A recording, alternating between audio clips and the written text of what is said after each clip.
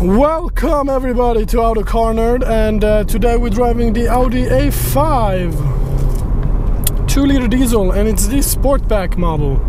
And Sportback stands for 4 doors, of course.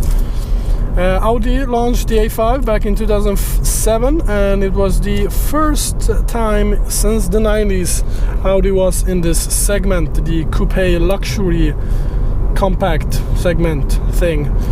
And it was a great success. It was such a successful car that a lot of people wanted the looks of the A5 but with the practicality of the A4. So they built this, which is the A5 Sportback.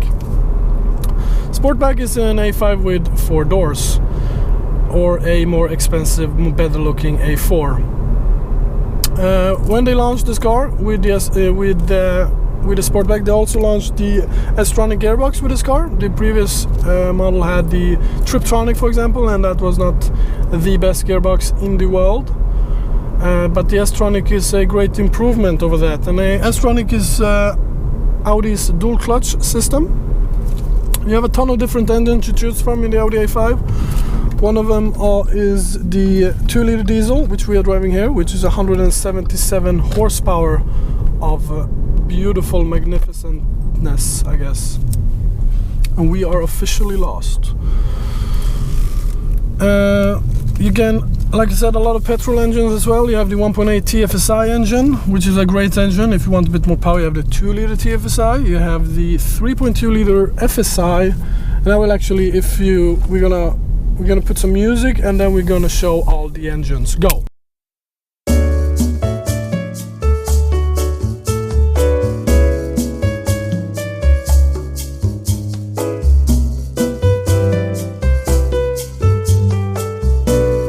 Okay, we are back. Now you know all the engine specifications. If you live in Europe, you should get the diesel, because Audi has won Le Mans like 500 times with the clean diesel technology. And oh, I'm never gonna get out of here. Oh my god, I'm never gonna get out. With the Audi clean diesel technology, and this car of course has the Audi TDI technology to be better educated.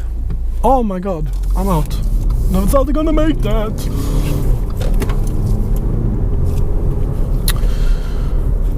And the engines are not as typical diesels, very rough, they are not. Audi make great diesels, and especially when you pair them with a 7-speed dual clutch system, then you get a perfect everyday car.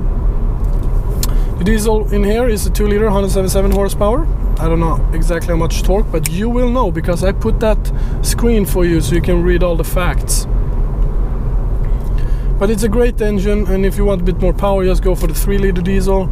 Then of course you have the more powerful petrol engines, the S5 and the RS5, but the RS5 does not come in the sport thing.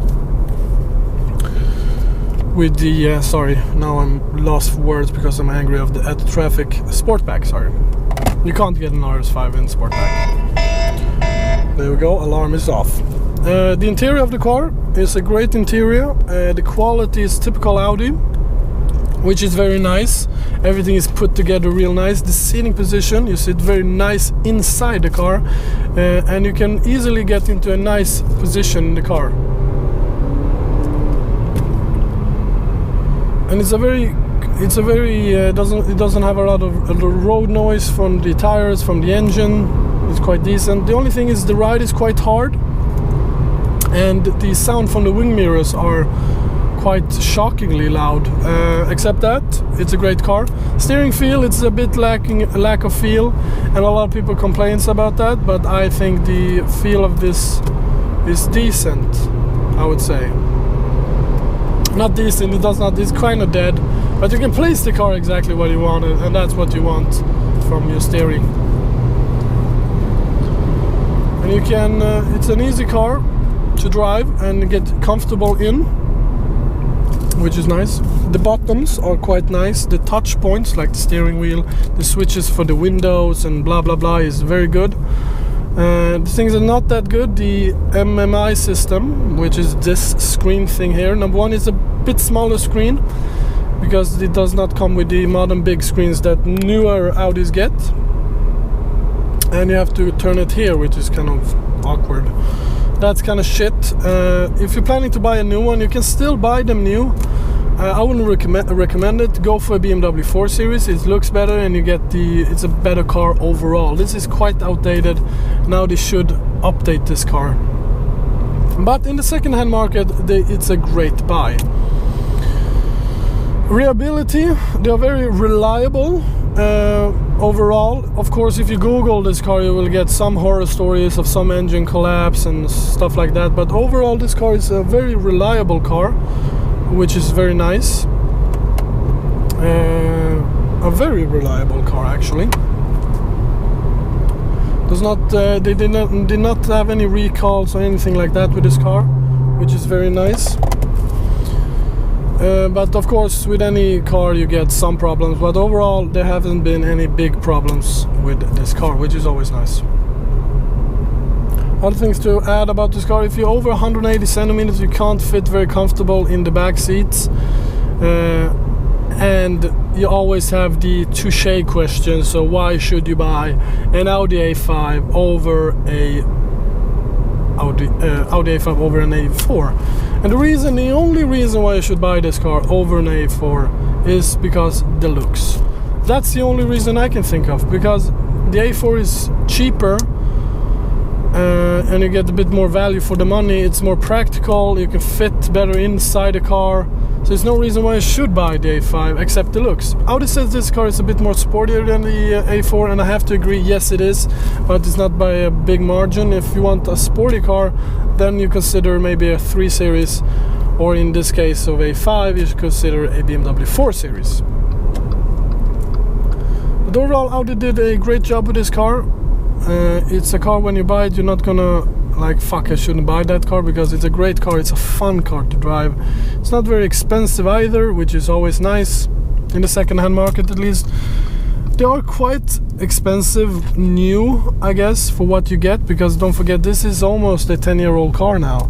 So yes, it's a bit outdated in some, like I said, this media system is very outdated, and this layout is very outdated. But again, second-hand market, it's a buy. And it looks really cool. Even today, I think it's one of the great looking cars Audi ever made. In 2012 they facelifted the car, and what did they do, you may ask, in the facelift? Not a lot.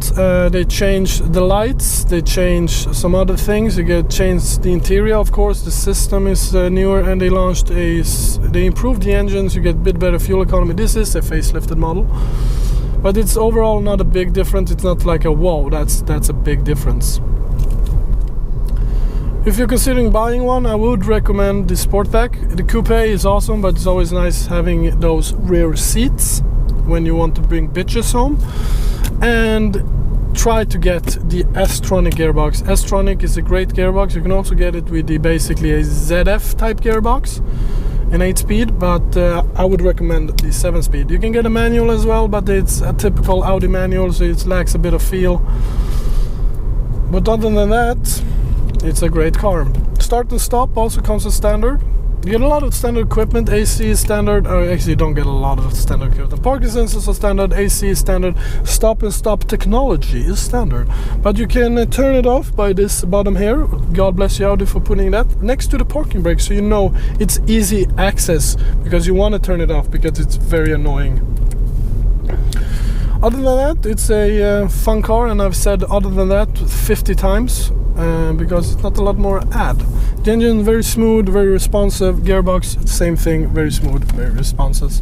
If you want the pedals, you have to buy the S-Line package. S-Line package is a bit more expensive, but you get bigger rims and sport chassis and a lot of other bumpers and stuff like that. Then you get the S-Line seat as well. This car has the sport chassis, which is not a big difference.